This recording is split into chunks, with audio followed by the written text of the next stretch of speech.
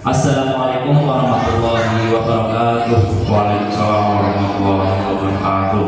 Ya, untuk yang selanjutnya, mari Bapak Ibu kita dengarkan bersama-sama pemaparan laporan hasil dari orientasi Bapak Denny Arifin. Waktu dan tempat kami persilahkan. Terima kasih. Assalamualaikum warahmatullahi wabarakatuh.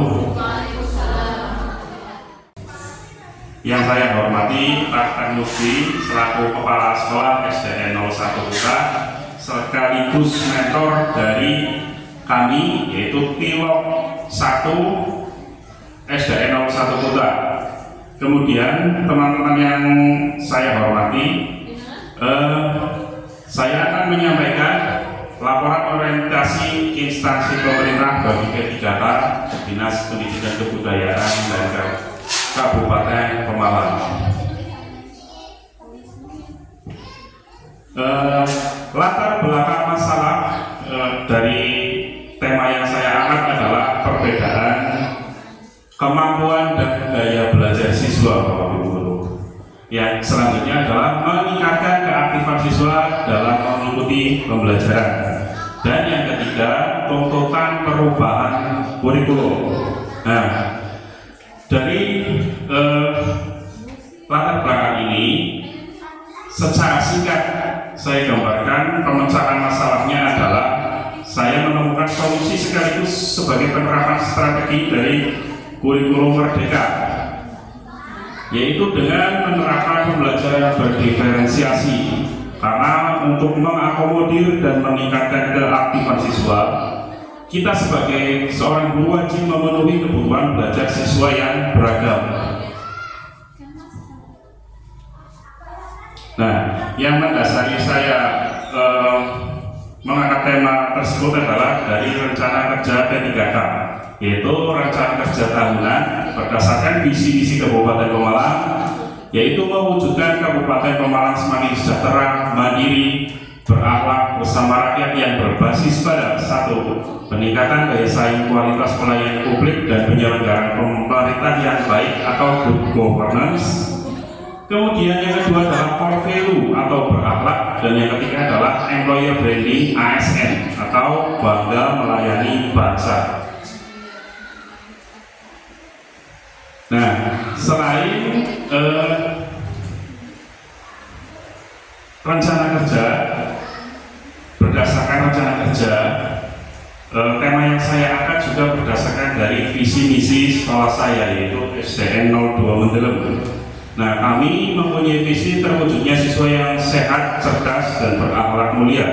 Kemudian misinya adalah yang pertama, melaksanakan kebersihan diri sendiri dan lingkungan untuk membudayakan hidup sehat. Yang kedua, melaksanakan pembelajaran dan pembimbingan efektif untuk mengoptimalkan potensi yang dimiliki siswa. Yang ketiga, menciptakan suasana yang kondusif untuk mengefektifkan seluruh kegiatan sekolah. Dan yang keempat, membangun budaya kompetitif bagi siswa dalam meningkatkan prestasi. Nah, ini adalah tema yang saya angkat adalah penerapan strategi pembelajaran berdiferensiasi. Langkah-langkah kegiatannya adalah yang pertama, mendiagnosis kemampuan dan gaya belajar siswa. Yang kedua, membuat RPP berdiferensiasi. Yang ketiga, langkah selanjutnya yaitu membuat langkah-langkah belajar sesuai jenis diferensiasi. Misalnya adalah jenis diferensiasinya adalah diferensiasi proses dan diferensiasi produk. Dan yang terakhir, membagi kelompok belajar sesuai dengan gaya belajarnya.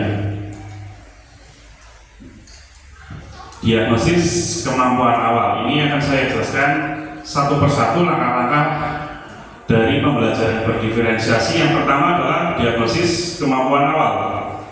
Nah, proses pembelajaran berdiferensiasi diawali dengan tahapan asesmen diagnostik. Nah, asesmen diagnostik merupakan tahapan yang paling mendasar dalam sebuah proses pembelajaran yang berdiferensiasi. Tahapan ini merupakan langkah awal dalam memenuhi kebutuhan belajar peserta didik secara individual. Di diagnosis kemampuan awal, kita bisa melihat yang pertama adalah dari minat belajarnya. Beberapa contoh minat belajar peserta didik misalnya adalah di bidang seni, olahraga, sains, atau bidang-bidang tertentu. Jadi dalam satu kelas itu ada beragam karakter yang tidak boleh kita samakan. Mereka mempunyai minat dan keinginan sendiri-sendiri, Bapak Ibu. Nah, yang kedua adalah dari kesiapan belajar. Guru mendiagnosis kesiapan belajar peserta didik misalnya dengan mengadakan tes awal sebelum mempelajari suatu materi. Peserta yang memiliki kesiapan lebih atau memiliki kemampuan awal yang baik mendapatkan porsi yang sesuai. Begitu juga dengan peserta didik yang belum memiliki kemampuan dasar materi tersebut. Contoh, anak-anak yang sudah menguasai pertanian itu sudah sampai bersusun dengan anak-anak yang masih menggunakan cara penjumlahan berulang. Itu kita berikan pembelajaran yang caranya berbeda, jangan disamakan semua menggunakan cara dengan perkalian dengan cara bersusun. Nanti anak-anak yang masih tahap menggunakan penjumlahan berulang itu mereka akan bingung. Maksudnya di sini kesiapan belajar.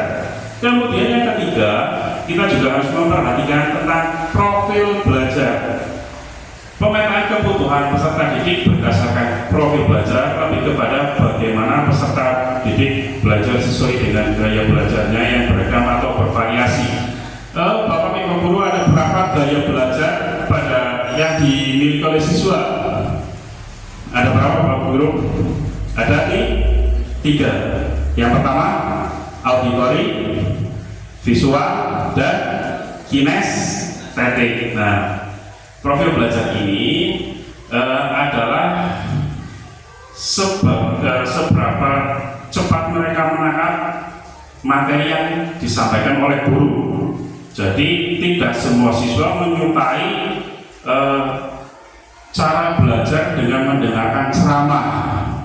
Ada juga siswa yang menyukai cara belajar dengan misalnya menonton video.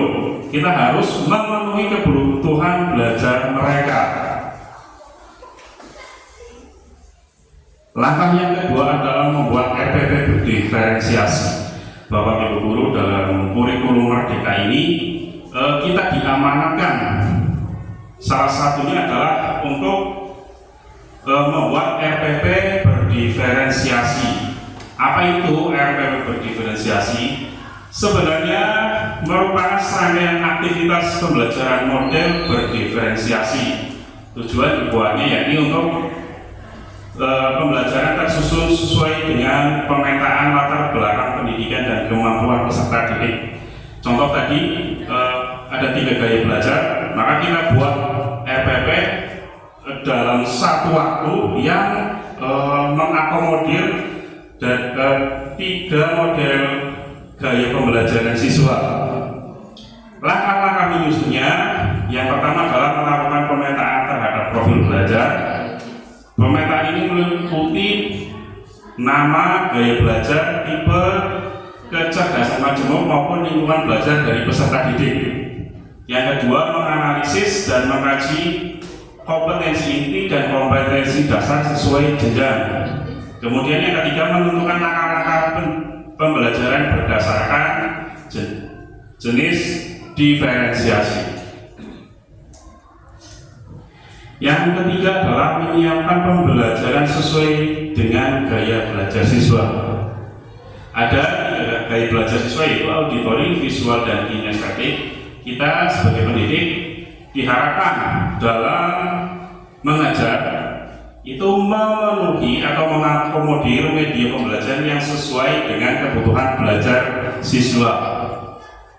Langkah selanjutnya, membagi kelompok belajar sesuai dengan gaya belajarnya. Ini bisa dilihat dari ciri-cirinya Bapak Ibu. Gaya belajar visual adalah gaya belajar yang lebih banyak memanfaatkan penglihatan. ciri-ciri pelajar visual yaitu pertama mudah mengingat dari yang dilihat. Kemudian yang kedua lebih suka membaca daripada dibacakan. Yang ketiga berbicara dengan tempo yang cukup cepat. Kemudian cenderung melihat sikap dan gerakan guru yang sedang mengajar. Kemudian tidak mudah terdistraksi atau terganggu oleh keramaian. Kemudian yang terakhir, anak-anak dengan gaya belajar visual ini biasanya suka menggambar apapun di kertas. Nah, selanjutnya membagi kelompok sesuai dengan gaya belajarnya. Yang kedua adalah belajar auditori. Gaya belajar ini mengandalkan pendengaran untuk dapat memahami dan mengingat informasi yang diberikan oleh guru. Ciri-cirinya belajar auditori ini suka mengingat dari apa yang didengar. Makanya di dalam kelompok biasanya ada satu orang perwakilan untuk membacakan materi yang diberikan guru pada saat itu. Kemudian mudah terdistraksi oleh keramaian. Nah, kelemahan dari siswa yang memiliki gaya belajar auditori adalah mudah konsentrasinya itu terganggu oleh keramaian. Yang selanjutnya senang membaca dengan keras dan mendengarkan. Kemudian lebih mudah belajar dengan mendengarkan dan mengingat apa yang didiskusikan. Yang terakhir mampu mengingat dengan baik penjelasan guru di depan kelas atau materi yang didiskusikan di dalam kelas. Yang terakhir gaya belajar kinestetik. Nah, gaya belajar kinestetik adalah gaya belajar yang lebih mudah menyerap informasi dengan bergerak, berbuat, menyentuh sesuatu yang memberikan informasi tertentu agar siswa dapat mengingatnya. Ciri-ciri belajar kinestetik adalah senang belajar dengan metode praktek, kemudian menyukai aktivitas yang melibatkan gerakan tubuh seperti permainan dan aktivitas fisik, menghafal. Kemudian yang ciri yang paling gampang untuk dipahami itu siswa ini sulit untuk diam atau duduk manis. Ini adalah ciri-ciri gaya belajar kinestetik. Nah, dari penerapan tadi diharapkan siswa akan lebih aktif dalam kegiatan pembelajaran karena mereka belajar sesuai dengan kemampuan, minat, dan bakatnya. Kemudian meningkatnya pemahaman terhadap materi yang dipelajari dan meningkatkan kompetensi kolaborasi. Ini sesuai dengan salah satu nilai belajar Pancasila. Nah, demikian presentasi dari saya. Wabillahi taufiq wal hidayah. Wassalamualaikum warahmatullahi wabarakatuh. Saya kembalikan ke moderator. Oke, Bapak Ibu, demikianlah presentasi yang luar biasa ya dari Bapak Denny. Mari kita beri aplaus kepada Bapak Denny Arifin yang telah menyampaikan laporannya. Sesi selanjutnya yaitu sesi tanya jawab. Barangkali dari teman-teman atau mungkin Pak Mentor ada yang mau bertanya, waktu dan tempat dipersilahkan.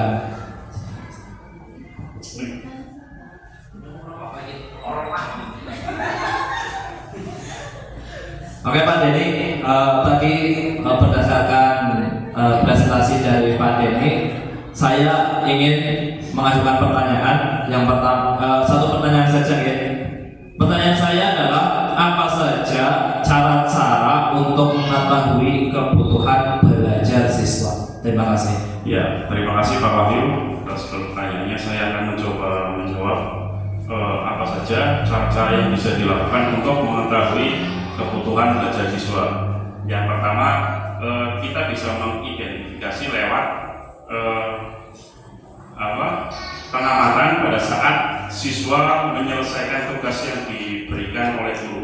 Apakah siswa tersebut menyelesaikan sendiri tanpa bantuan teman, ataukah siswa tersebut menyelesaikan dengan bantuan teman, atau siswa tersebut malah tidak bisa menyelesaikan tugas sama sekali. Nah, itu kita bisa masukkan ke dalam indikator nanti gaya belajar mana yang akan kita kelompokkan untuk siswa tersebut.